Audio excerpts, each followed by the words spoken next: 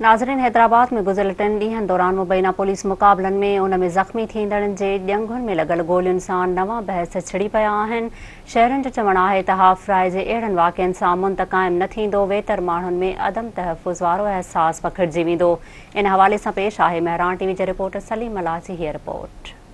सिंध के 2 नंबर वाले शहर हैदराबाद में माण्हुनि जी जान माल की हिफ़ाज़त ऐं चोरियुनि फुरनि धाड़नि ते ज़ाब्तो पुलिस जे लाइ वॾो चैलेंज बनियल आहे। उन्हनि वारदातुनि खे रोकण लाइ पुलिस जो बुनियादी कमु त हक़ीक़ी ॾुहारियुनि खे पकड़े उन्हनि खे अदालत में पेश करे खेनि सज़ाऊं ॾियारणु हूंदो आहे, पर हैदराबाद में मुबैना तौर हक़ीक़ी फोरुनि रहज़ुननि ऐं धाड़ेलनि खे पकड़ण में पुलिस कॾहिं बि कामयाब न वई आहे ऐं न ई उन्हनि समाज दुश्मननि खे पुलिस अदालतुनि मां सज़ाऊं ॾियारण में कामयाब वञे थी। पुलिस अहिड़नि ॾोहनि खे रोकण जे लाइ गैर क़ानूनी तौर अहिड़ा तरीक़ा इख्तियार करे थी जेके ॾोहनि में ज़ाब्तो आणण बजाए ॾोहनि में इज़ाफ़े जो सबबु बणिजनि था। उन्हनि में हिकिड़ो क़ानून जे उबतड़ इंसानी हक़नि जे लताड़ कंदड़ तरीक़ो मुबैना तौर पुलिस मुक़ाबलनि वारो आहे। नए SSP बि चार्ज वठण शर्त मुबैना तौर हक़ीक़ी ॾुहारी पकड़ाइण बजाए शकी मुक़ाबला तेज़ कराए छॾिया आहिनि।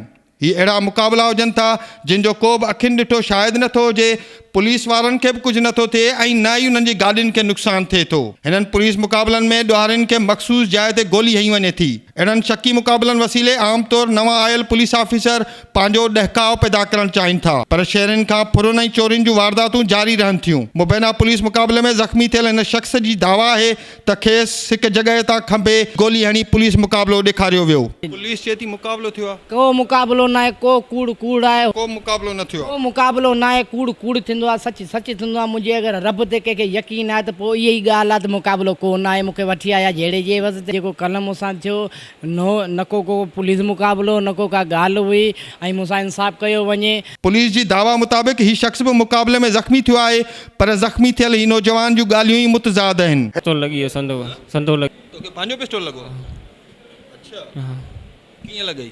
बस लगी हुई बे हणी वरितो न हिते साम्हूं लगी हुई, हथ साम्हूं हथ ॾिनो लगी आहे। तुंहिंजो पिस्टल जेको आहे तोखे पाण खे लॻी? न बे आयो मूंखे उन हथ ॾिनो अॻियां उन करे लगी आहे। कीअं आयो? उन बे हुन आयो।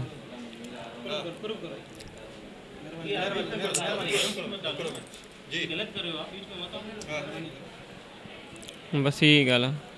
न कीअं पिस्टल तोखे कीअं लॻी हो?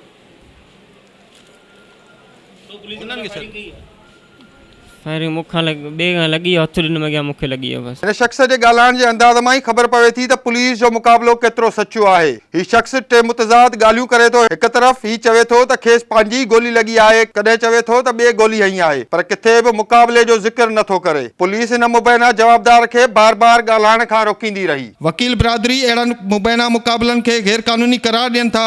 उन्हनि जो चवणु आहे त कंहिं बि ॾोह में गिरफ़्तार जवाबदारनि खे अदालत में पेश कयो वञे। कानून में कंहिं बि क़िस्म जी एक्स्ट्रा जुडिशल किलिंग जेकी आहे उहा क्राइम आहे। जेकॾहिं को ॾोहारी आहे त पोइ तव्हां उनखे कॉम्पिटेंट कोर्ट ऑफ लॉ में पेश कयो ऐं उनखे जेको आहे सो प्रोसिक्यूट कयो। जेकॾहिं उन जो ॾोह साबित थिए थो पियो त पोइ कोर्टनि जे मथां आहे त कोर्ट उन्हनि खे डिसाइड कनि। बाक़ी कंहिं बि माण्हू खे इहो अख़्तियार कोन्हे त जेको आहे सो कानून खां मथां कोई स्टेप खणे।